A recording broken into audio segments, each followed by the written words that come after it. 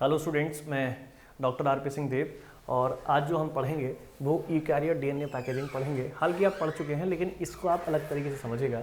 अब जो रिदम चलेगी वो बहुत एंटीक तरीके से आप समझने वाले हैं। देखिए, पहले मैं कुछ बेसिक बताऊंगा इसमें ज़रूर। ये वीडियो थोड़ा सा खींचेगा सर, ठीक है, मतलब थोड़े से लेंथ में जाएगा। देखिए, हम जब यूकैरियोटिक सेल के उसकी विड्थ कम करेंगे, हम जब यूकैरियोटिक सेल में हमारे पास जो यूकैरियोटिक सेल है, तो हमारे पास जो यूकैरियोटिक सेल होती है, ये यूकैरियोटिक सेल में जब सेल डिवीजन होता है, तो देखिए सेल डिवीजन कंडीशन में हमारे पास फेज होते हैं, फेज या कह दें कि फेजेस होते हैं। जैसे मेरे पास M phase, G phase, S phase, G2 phase, इसे बंद कर दीजिए। तो हमारे पास अलग अलग तरीके के फेजेस हैं, जैसे कि M phase, G1 phase, S phase और G2 फेज। इसे अगर हम डिग्रामेटिकल लें तो आप ऐसे कर लीजिए, क्रॉस कर लीजिए, M phase, G1 phase, S phase और G2 फेज, ऐसे कर लेंगे। बात क्लियर होती है? हाँ। ये मैं किसके बारे में बात कर रहा हूँ? ये मैं माइटोसिस के बारे में बात कर रहा हूँ। ये मैं माइटोसिस प्रोसेस के बारे में बात कर रहा हूँ। बात एग्जैक्टली समझ में आई होगी, क्लियर कट हो गया बात, ठीक है। नेक्स्ट, दूसरी बात को समझिए। अगर मैं आपसे क्वेश्चन के रूप में कह दूं कि मुझे डीएनए की पैकेजिंग करनी है, ठीक है सर, मुझे क्या करना है? डीएनए की पैकेजिंग करनी है। तो आप डीएनए की पैकेजिंग किसकी कर रहे हैं? यूकैरियोटिक सेल के डीएनए की कर रहे हैं। क्लियर हो जाता है? अब इसको मुझे पैकेजिंग करने के लिए पहले मुझे फेज़ पता होने चाहिए। हाँ, तो मुझे फेज़ पता चले। अब आप जो इन फेज़ की बात कर रहे हैं, इन फेजेस का रीज़न क्या है? जानने का रीज़न क्या है?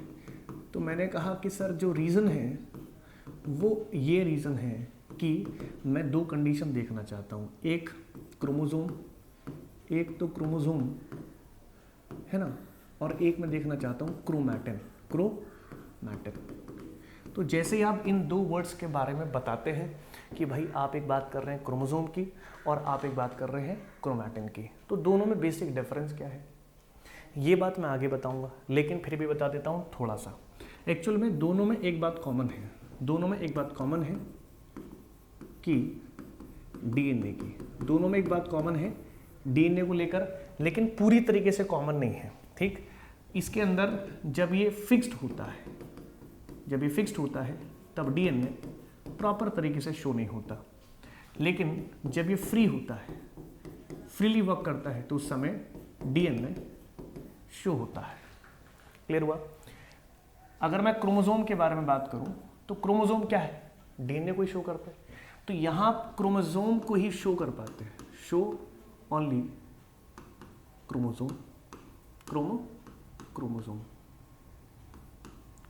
क्रोमोसोम्स को ही प्रॉपरली आप जो है यहाँ शो कर पाते हैं।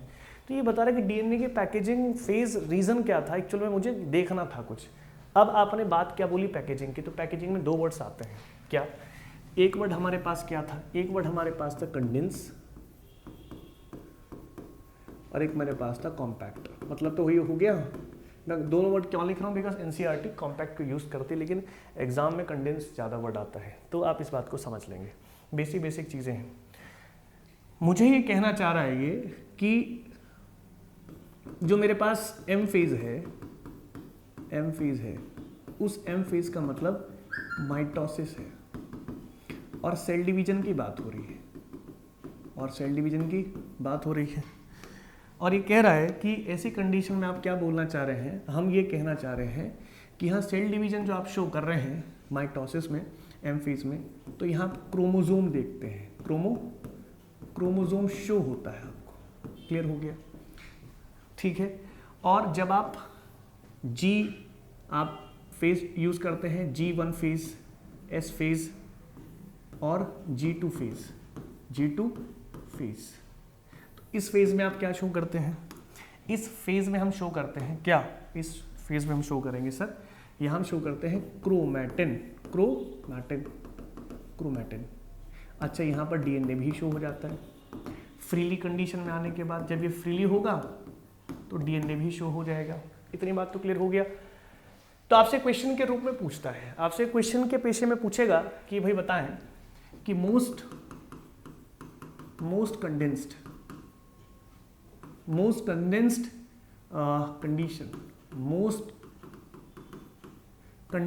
कंडीशन कौन सी है, तो हम कहेंगे एम फेज क्यों है, क्योंकि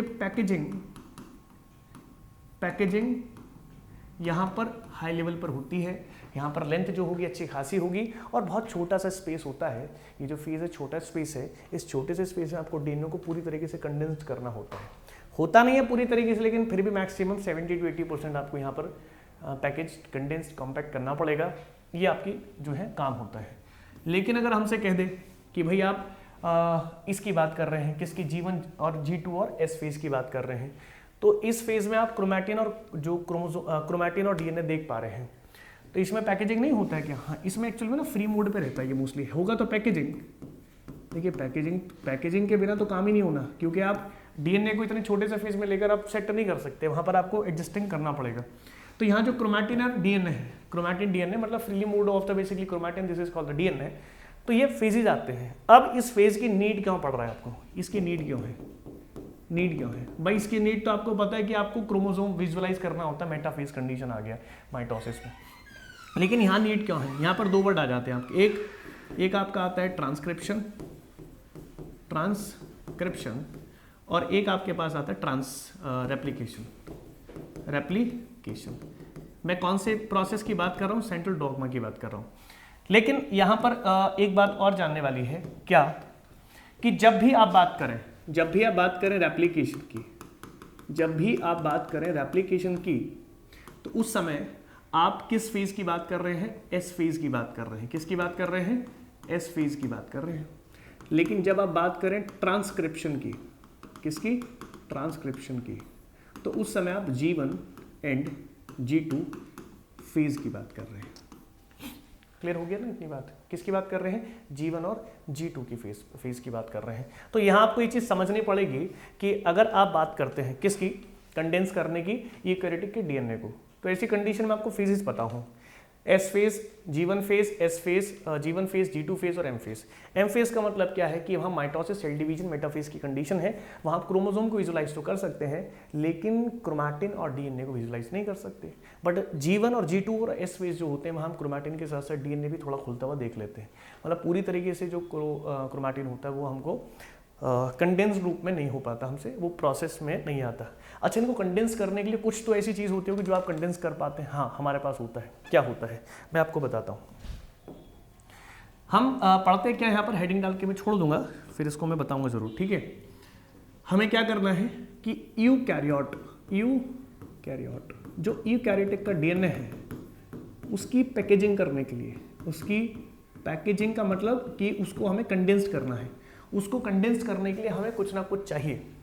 हमें चाहिए क्या? प्रोटीन चाहिए होता है। हमें क्या चाहिए? प्रोटीन। क्या करने के लिए? पैकेजिंग करने के लिए प्रोटीन चाहिए। अब यहाँ पर बात बिल्कुल डिफरेंट हो जाती है। ये जो प्रोटीन है ये एक्चुअल में 2 टाइप में आते हैं। कैसे आते हैं? 2 टाइप में। तो इन प्रोटीन को कहा जाता है हिस्टोन प्रोटीन। इनको क्या बोलते हैं? पहले आप डायरेक्टली समझ लीजिए, इनको आप क्या बोलते हैं? हिस्टोन। इन्हें क्या बोलते हैं? हिस्टोन और प्रोटीन, हिस्टोन प्रोटीन। क्लियर हो गया? और ये जो हिस्टोन प्रोटीन होते हैं, एक्चुअल में किस तरीके का हिस्टोन प्रोटीन होता है?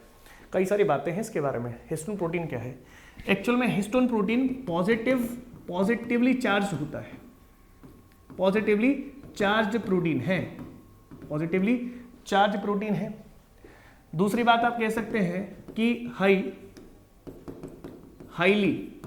हाईली अमाउंट होता है इसके पास, highly amount of 2 different type of protein होते हैं। कौन कौन से? लाइसिन और आर्जिनिन। इसके पास कौन कौन से हैं? हाई अमाउंट किसका है? लाइसिन और आर्जिनिन का। कौन से होते? कौन कौन से? हिस्टिडीन और लाइसिन और आर्जिनिन। लेकिन हिस्टोन प्रोटीन के अंदर जो ये 3 प्रोटीन होते हैं बीसीसीटी के फॉर्म में, तो 3 कौन से हैं? आपके पास हिस्टिडीन होता है, बट इन दोनों की अमाउंट हमेशा ज़्यादा रहेगी और इन दोनों की अमाउंट ही क्या करेगी? फिक्स्ड करेगी। क्या फिक्स्ड करेगी? फिक्स्ड ऑफ क्या?